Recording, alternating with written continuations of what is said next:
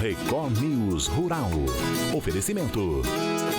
Bradesco, se tem na sua fazenda, tem no app e-Agro. Micro Essentials da Mosaic, MPS em grânulo único.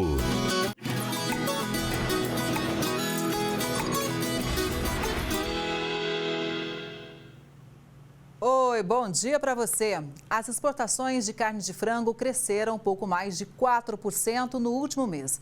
O resultado de maio foi o segundo maior do ano.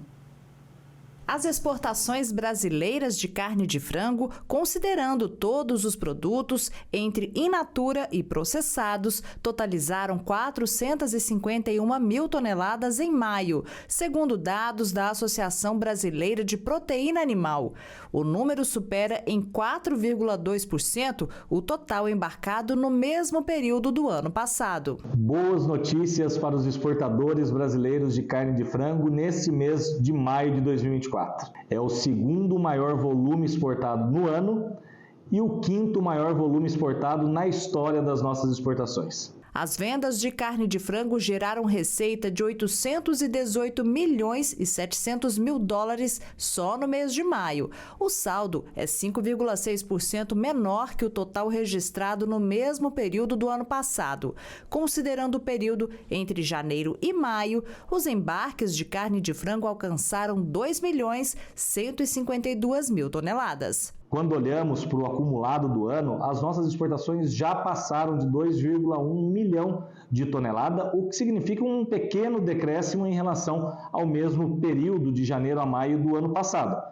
Nas nossas receitas, estamos falando de receitas auferidas de aproximadamente 4 bilhões de dólares já trazidos para o Brasil a partir das nossas exportações de carne de frango. Ainda segundo dados da BPA, o Paraná seguiu como principal exportador no mês de maio. Foram 198.900 toneladas, número 11,2% superior ao registrado no mesmo período de 2023. Em seguida, estão Santa Catarina, com 89.600 toneladas, e Rio Grande do Sul, que, diante dos impactos logísticos causados pelas enchentes de maio, registrou queda de 11,4% nos embarques do mês, com um total de 56.400 toneladas.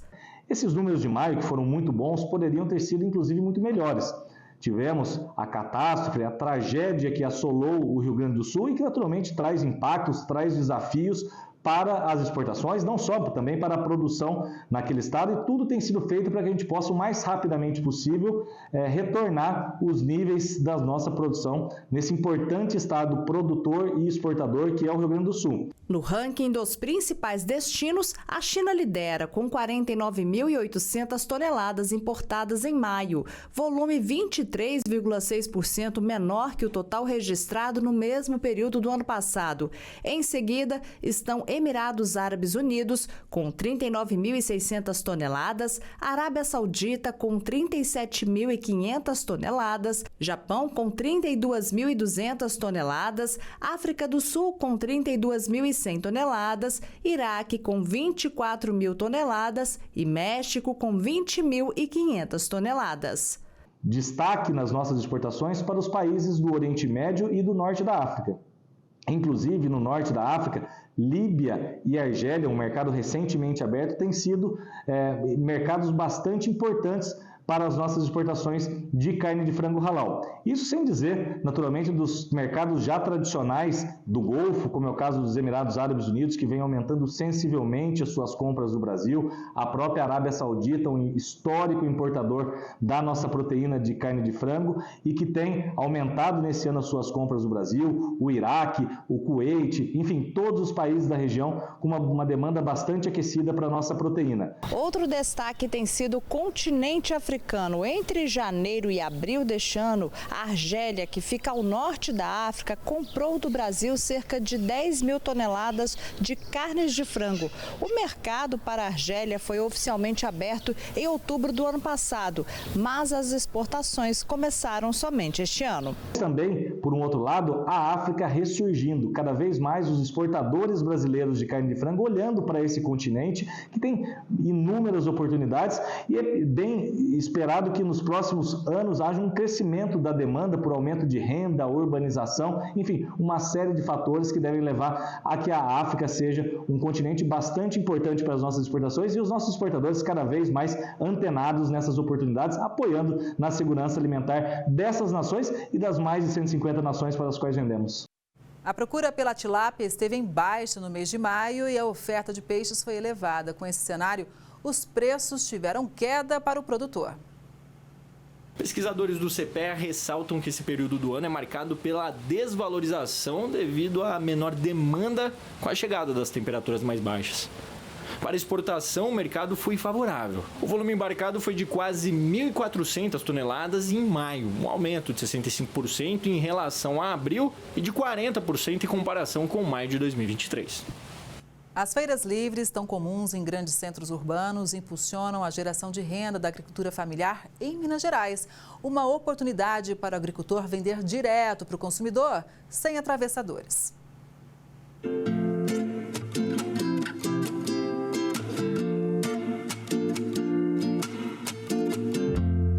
Queijos artesanais, defumados, geleias, torresmos e uma grande variedade de cachaças. Tudo que representa o melhor da agricultura familiar pode ser encontrado nas feiras livres promovidas em Minas Gerais.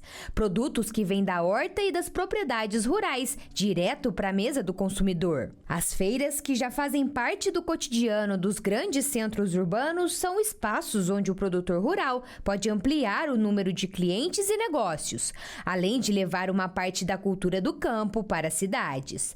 Tudo isso tem aumentado a renda mensal do pequeno produtor de forma considerável. É o caso da Camila Leonel, produtora de defumados. Essa participação em feiras, a gente tem um contato direto, como a gente é uma fábrica, é muito importante a gente ter esse contato direto com o cliente, para a gente atender as expectativas e conviver com outros produtores que também nos dão ideias de formas de evoluir.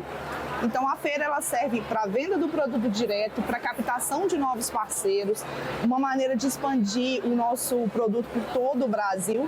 E a partir daí a gente foi também buscar esse apoio tanto no conhecimento, nos cursos e também na participação de feiras, que é uma possibilidade de crescimento gigante para o pequeno produtor, de mostrar o seu produto e de abrir novos mercados, novas parcerias. A feira ela pode trazer um aumento até de 20% da minha receita mensal, fora aquilo que eu já tenho o costume de vender mensalmente, ela traz assim uma oportunidade da gente vender uns 20% a mais e esse dinheiro, no nosso caso, ele é todo usado para a gente reinvestir e realmente crescer.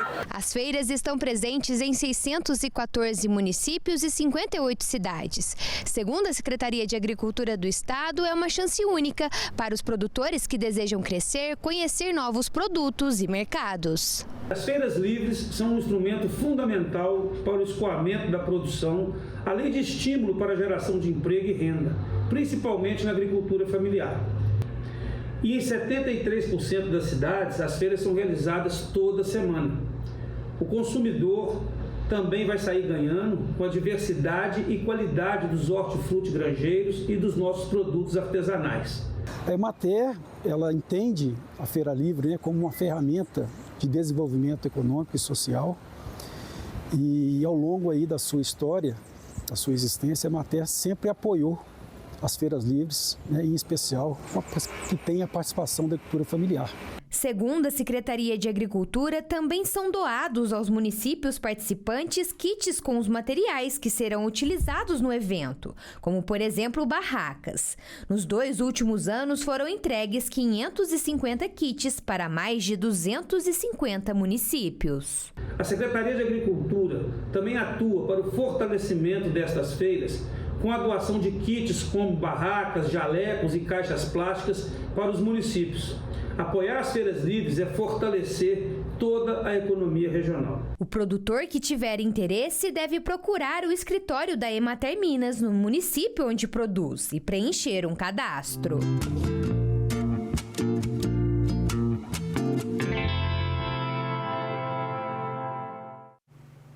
O presidente do Senado devolveu a MP do PIS/COFINS ao governo. A decisão agradou a Confederação Nacional de Agricultura e Pecuária do Brasil. O presidente da CNA, João Martins, afirmou que a medida provisória que compensaria as despesas da desoneração da folha de pagamento por meio do PIS/COFINS configurava uma inconstitucionalidade. Segundo Martins, a manutenção da MP traria sérias consequências para o setor produtivo. Para ele, o presidente do Senado, Rodrigo Pacheco, usou o bom senso. A devolução da medida provisória foi a terceira derrota importante do presidente Lula esta semana. As outras duas foram a anulação do leilão para a compra do arroz importado, realizado pela Conab no último dia 6, e a demissão do secretário de Política Agrícola do Ministério da Agricultura e Pecuária, Neri Geller, diante das suspeitas de envolvimento com um dos seus assessores que teria participado do certame. Para o consumidor ter acesso a um frango de qualidade, o cuidado começa lá nas granjas. Boa alimentação e vacinas, por exemplo, são essenciais para alcançar esse resultado. É o que você vai acompanhar agora na reportagem de João Ricardo Camilo. Cada ave chega a consumir 105 gramas de ração por dia. Entre os principais ingredientes estão o milho e o sorgo. Mas é uma série de análises e estudos que fazem a complementação que garantem a nutrição desses animais e, consequentemente, um produto ideal para o consumo humano. Por aqui, essa é a responsabilidade do Evandro. Eu costumo dizer que a nutrição de uma galinha é muito superior à nossa, porque aqui a gente sabe a exigência em quantidades, quantos gramas, microgramas de cada alimento ela come por dia. O ovo é como se fosse um útero artificial. E esse ovo tem dentro dele todos os componentes nutricionais necessários para em 21 dias fazer uma ave, um pintinho completo, funcionando. Imagine o valor nutricional de um ovo. Não tem nada na face da terra com esse valor. Para tudo isso funcionar e o ovo chegar com qualidade para o consumidor, há uma outra grande preocupação do produtor: as doenças que impedem a comercialização do produto, como a gripe aviária.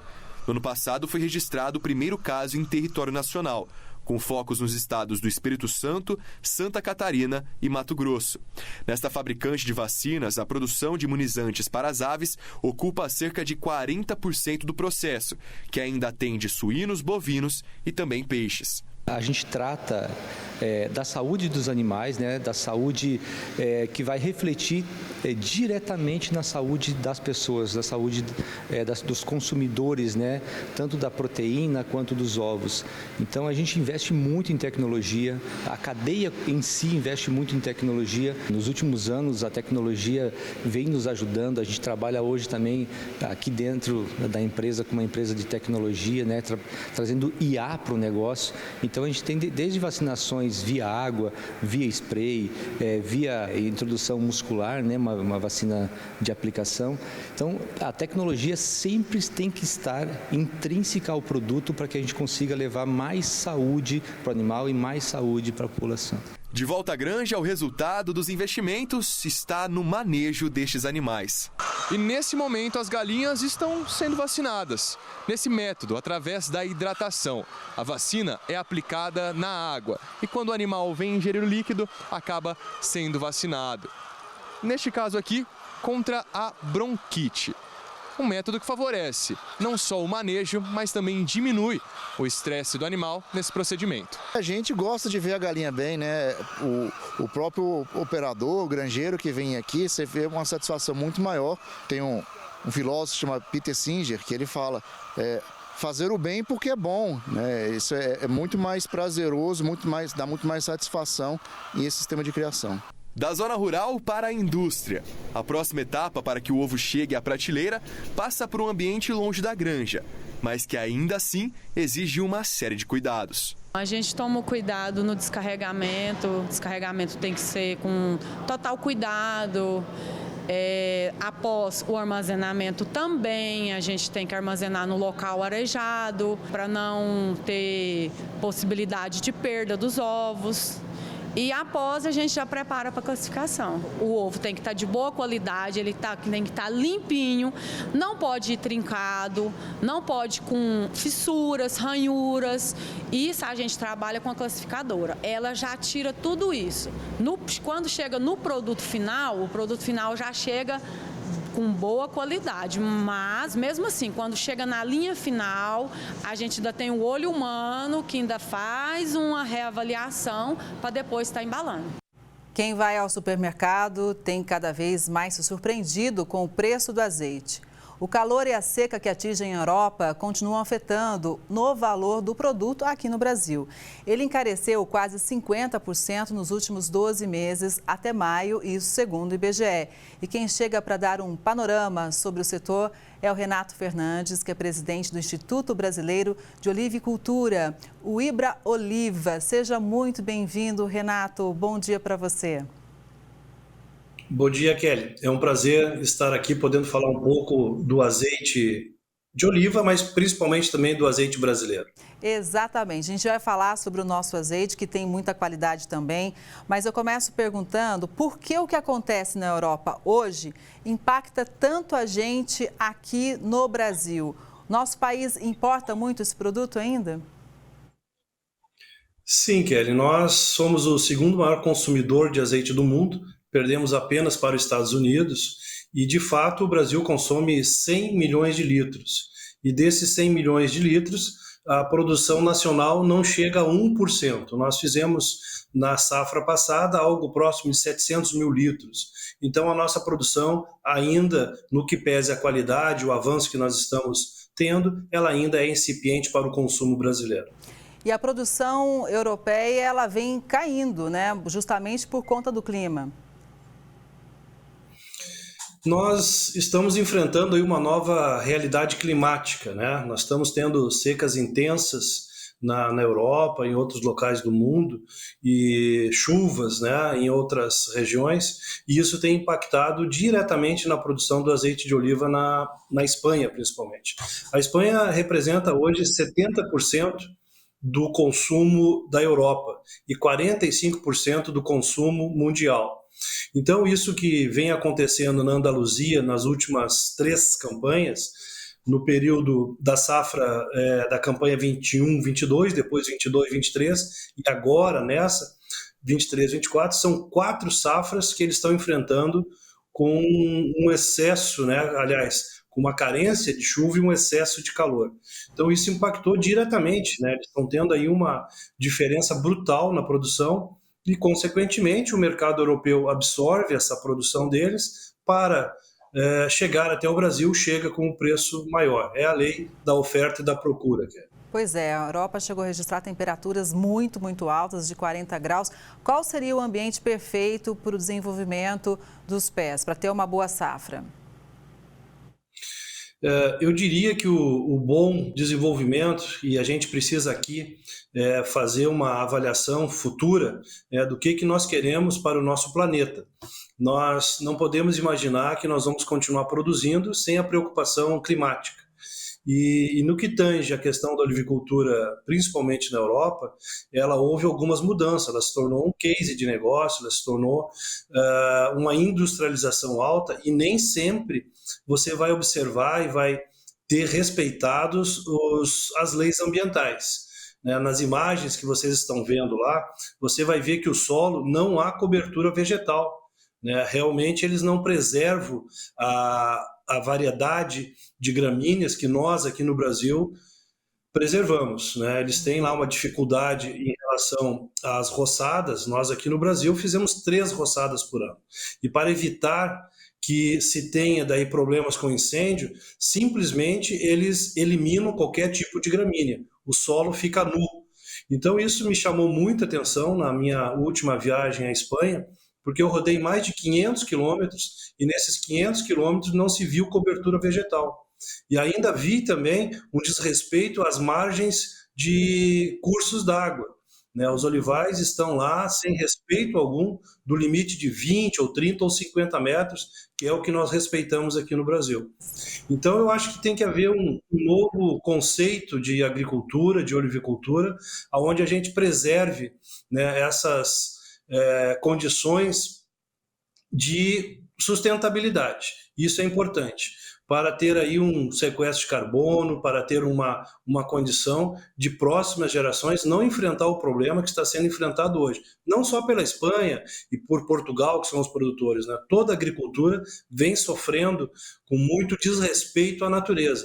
Então, medidas imediatas, conscientização imediata. Precisamos agora, ainda enquanto há tempo, nos preocuparmos com isso para criar uma pauta nova, né? Não é uma pauta de esquerda ou uma pauta de direita, é uma pauta de sobrevivência humana, de sobrevivência do nosso planeta.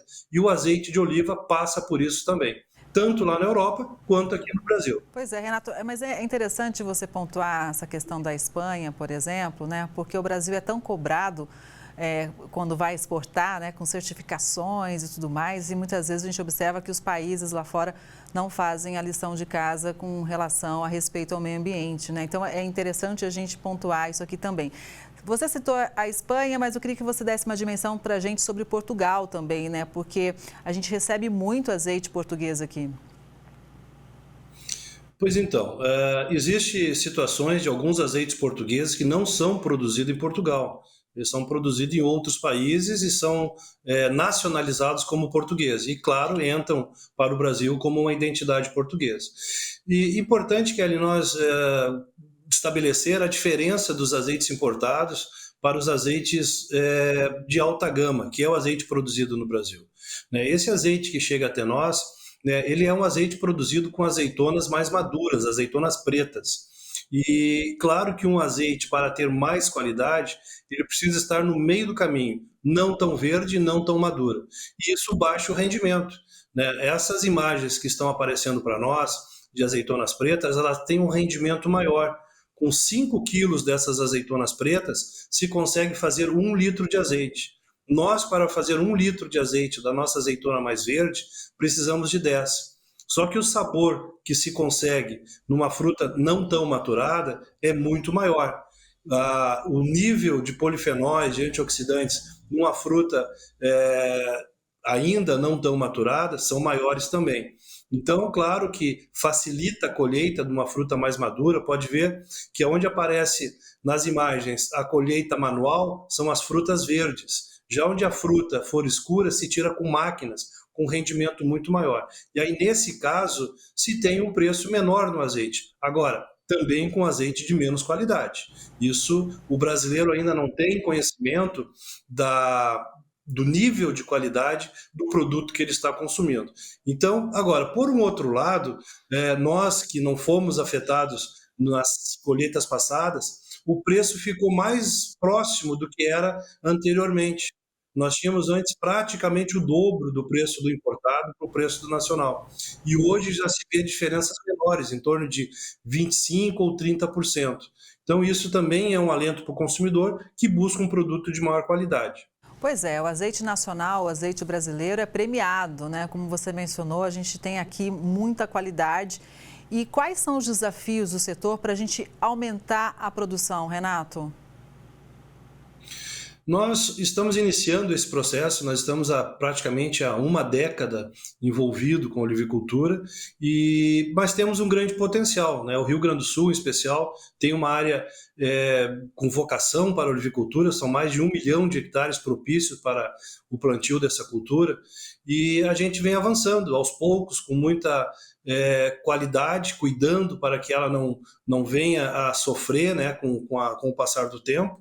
E a gente acredita que no momento que o brasileiro entender a diferença do verdadeiro azeite extra virgem, nós teremos mais investidores, teremos mais apoio. Tivemos esse ano percalços pelo lado inverso que teve na Europa. Nós tivemos aqui muita chuva, tivemos problemas desde o mês de janeiro do ano passado, no verão, com uma seca forte, depois um inverno fraco, com poucas horas de frio, e depois setembro um excesso de chuva. Em alguns municípios do nosso estado, tivemos um volume de 1.000 milímetros em um mês. Isso acabou com a floração.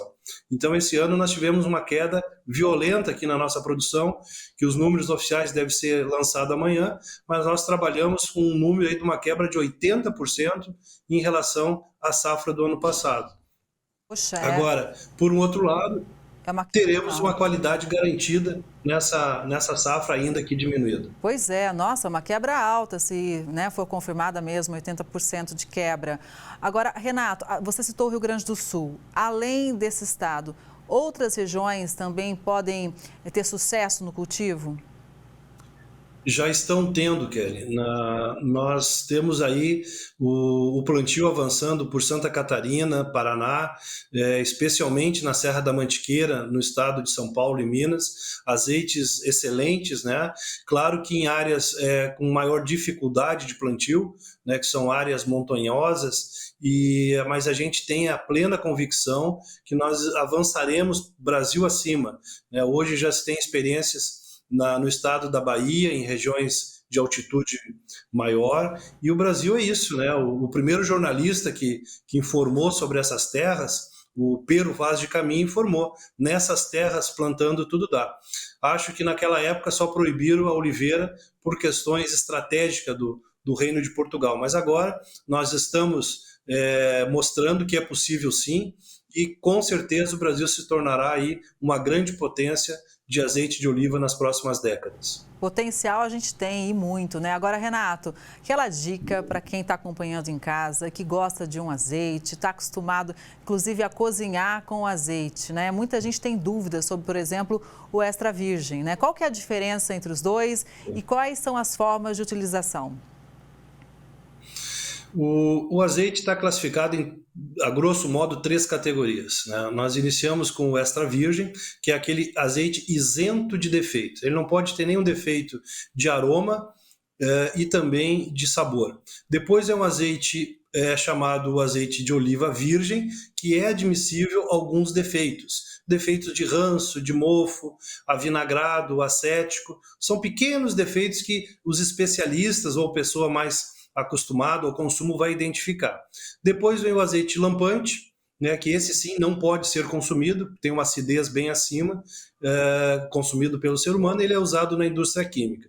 E no meio disso tem o azeite tipo único, que é muito usado aqui no Brasil, que é o azeite que era lampante, foi refinado quimicamente, e aí se tirou esses defeitos de aroma e sabor e se acrescenta um pouco de um outro azeite para aí ter algumas características. Então isso é o azeite de oliva.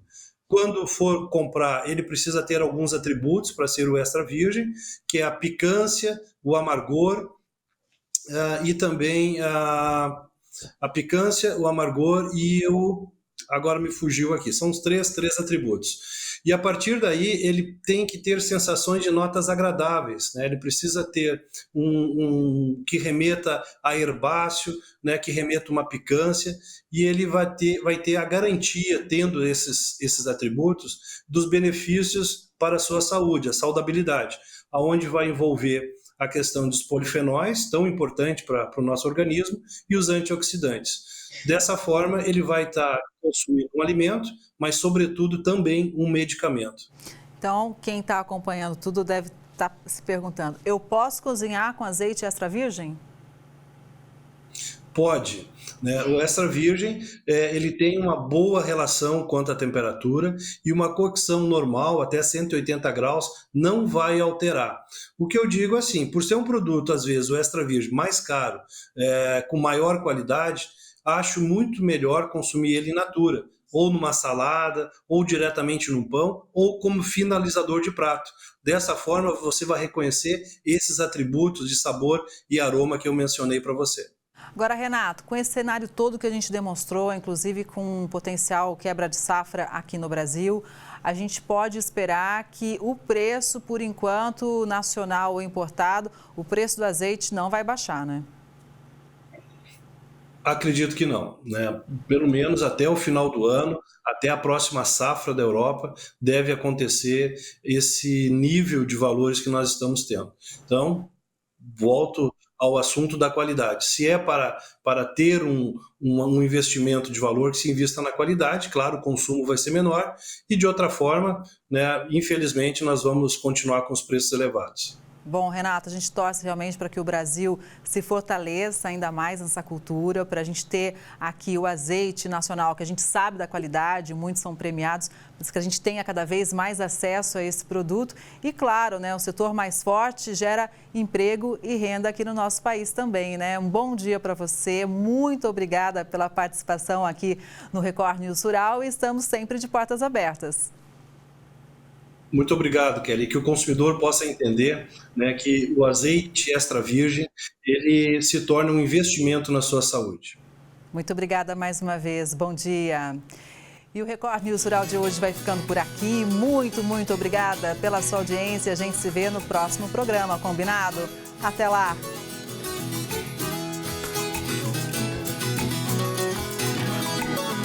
Record News Rural. Oferecimento. Bradesco, se tem na sua fazenda, tem no app e-Agro. Micro Essentials da Mosaic, MPS em grânulo único.